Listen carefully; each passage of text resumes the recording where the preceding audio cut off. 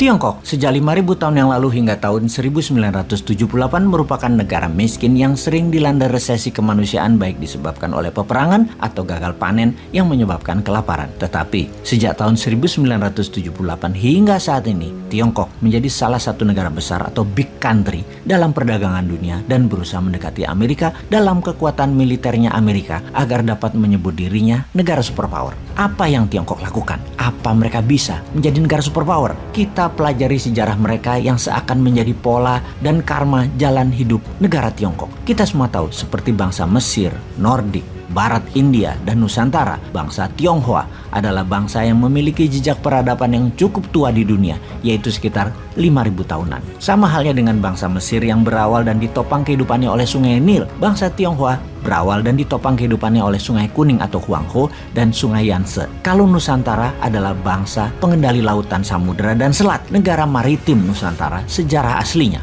Tiongkok selama ribuan tahun dipimpin oleh raja-raja dan dinasti. Pertama, Tiongkok dinastinya adalah Xia sekitar 2070-an hingga 1600 sebelum Masehi. Penggantinya adalah dinasti Shang 1600 sebelum Masehi hingga 1046 sebelum Masehi. Kemudian diganti oleh Zhou yang merupakan dinasti terlama dalam sejarah Tiongkok, yaitu sekitar 790 tahun dari 1046 hingga 256 sebelum Masehi. Setelah dinasti Zhou runtuh di tahun 256 sebelum Masehi, timbullah kerajaan kecil-kecil yang senantiasa saling berperang, dan di dalam saling berperang itu mereka acap kali juga saling bersekutu untuk mengalahkan kerajaan lain. Dan setelah menang, biasanya persekutuan itu pecah dan berbalik menjadi permusuhan. Masing-masing mencari sekutu lain dari negara lain dan saling serang lagi. Pengganti dinasti Qin adalah dinasti Han dari 206 sebelum Masehi hingga 220 Masehi yang didirikan oleh seorang pemimpin rakyat petani biasa yang bernama Liu Bang.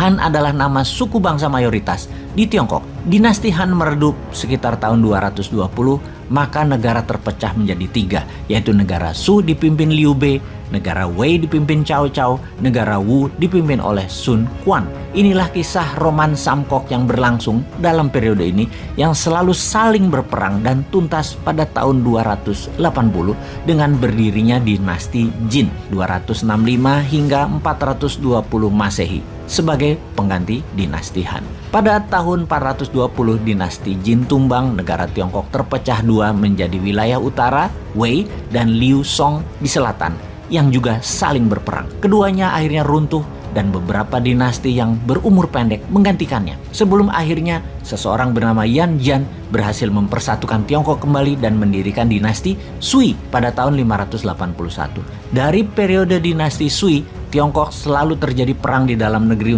untuk merebut kekuasaan, dan tidak ada yang lebih dari 200 tahun mengendalikan Tiongkok hingga saat ini. Itulah ciri Tiongkok: jago produksi barang kebutuhan, jago dagang, dan kekuasaan diperebutkan menggunakan kekerasan. Di abad 20, Tiongkok yang telah mengalami masa-masa sulit setelah keruntuhan di dinasti Qing pada tahun 1911-1912 mengalami masa-masa peperangan panjang setelahnya, termasuk diserang Jepang dan dijajah Eropa selama 100 tahun. Bersatu di tangan Mao Zedong yang beraliran komunis, membantai habis sistem kerajaan dan sistem pemerintahan patronase. Tiongkok di tangan bapak modernisasi kemudian, yaitu Deng Xiaoping pada tahun 1978 mulai menggeliat dari tidur panjangnya. Deng mempunyai visi dan misi jelas, yaitu membuat Tiongkok menguasai dunia dan mulai menjalankan program-programnya, yaitu membuka diri dan memodernisasikan Tiongkok dalam segala bidang, terutama bidang ekonomi, bidang militer, dan teknologi tinggi. Selama 4 dekade terus-menerus, Tiongkok di masa kini telah menjelma menjadi negara adidaya baru yang kemampuannya dalam segala bidang sejajar dengan Amerika. Belum pernah terjadi dalam sejarah sebuah bangsa di dunia seperti yang sekarang sedang terjadi dilakukan oleh bangsa Tiongkok, di mana di tahun 1978, Tiongkok adalah salah satu negara termiskin dan terbelakang. Hanya dalam tempo 40 tahun saja telah merubah menjadi negara adidaya dan menjelma menjadi raksasa ekonomi dunia. Kekuatan militernya meningkat dan menguasai hampir seluruh teknologi tinggi di dunia. Tiongkok kedepannya bercita-cita mengungguli Amerika Serikat dalam berbagai bidang dan akan menjadikan dirinya negara terbesar dan terkuat di dunia. Itulah Zhongguo Meng atau China Dream yang diprakarasai oleh Xi Jinping, presiden saat ini. Lalu Indonesia ke depannya bagaimana? Pastinya jangan terpesona dengan Tiongkok dan jangan mau jadi babunya Tiongkok. Juga jangan terpesona dengan penghisap darah yaitu Amerika. Tiongkok akan jadi negara yang selalu berperang di dalamnya. Tiongkok selalu menjual diri mereka dengan propaganda agar terlihat hebat seperti halnya negara-negara beraliran komunis dan otoritarian lainnya.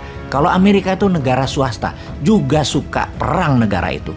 Faktanya saat ini adalah keduanya perlu bahan baku sumber daya alam dan perlu pangan.